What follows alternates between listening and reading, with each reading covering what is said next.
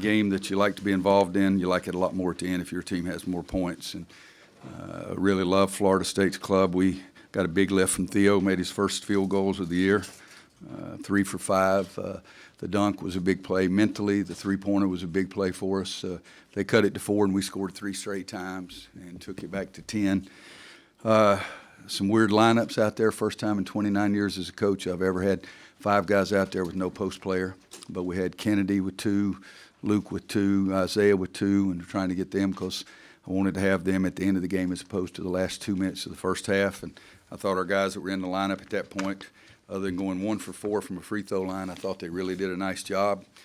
But we made some shots, and I think that everything is, I said 100 times, everything looks better when the ball goes in the basket. And we were 8 for 18 from 3 and 26 for 37 from the line. When it got down to 4, I think Isaiah made 2 of those baskets, trying to milk some time out of him and Kennedy and Luke. Luke was 15 rebounds, and that was huge for us. We need to work on tipping the ball. We do that every other day, but we didn't get the ball in the basket. But feel really good about a win over a really, really good team. And Leonard's teams have always been known to what they do on the defensive end for their athleticism, but they're really a smart team too. They don't make many mistakes. You gotta be lucky.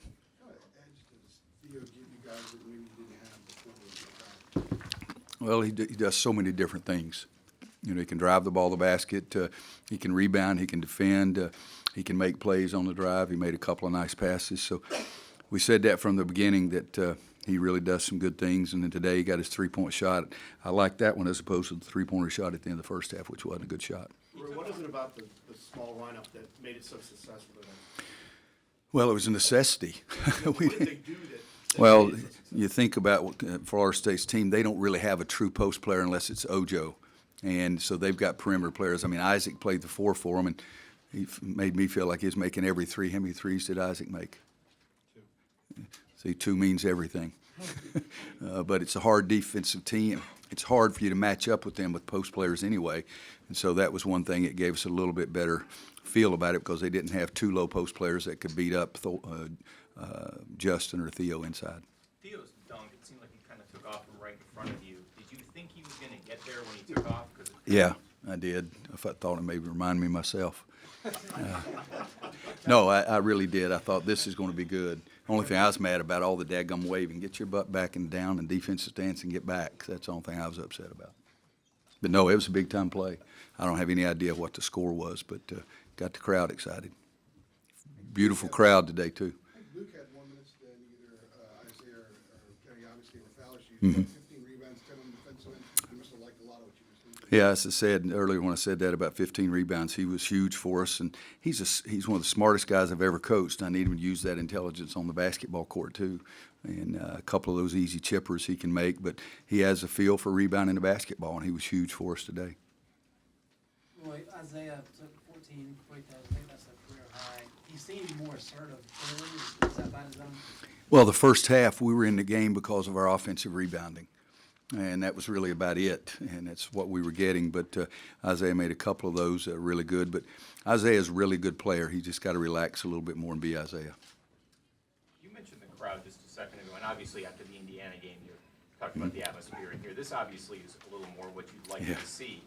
But does it make you wish it could be like this all the time? Oh, there's no question I'd like it to be. That's the reason I say we should have 15,000 seats instead of 22,000.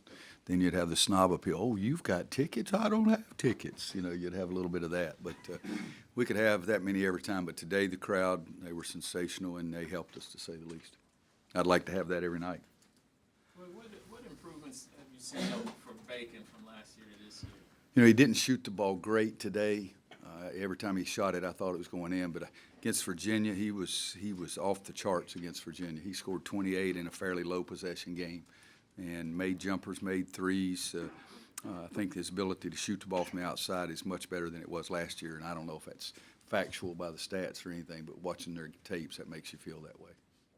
He's just a more mature player. Boy, how important was Joel's shot to beat the shot clock there late, kind of during that run? It was during the run. I don't have any idea if it was a 4-point game or a 9-point game. I knew we were running, and was his the first one? It was the middle one. Okay, yeah, I think it was 6 then, but it was big. I mean, he had missed 2 in a row. I told him make a dadgum layup. That's real coaching. Make a dadgum layup. That's what I told him. Anybody else? All right. Thanks, guys. Have a great night. It was a career high for Hicks, both free throws and free throws made.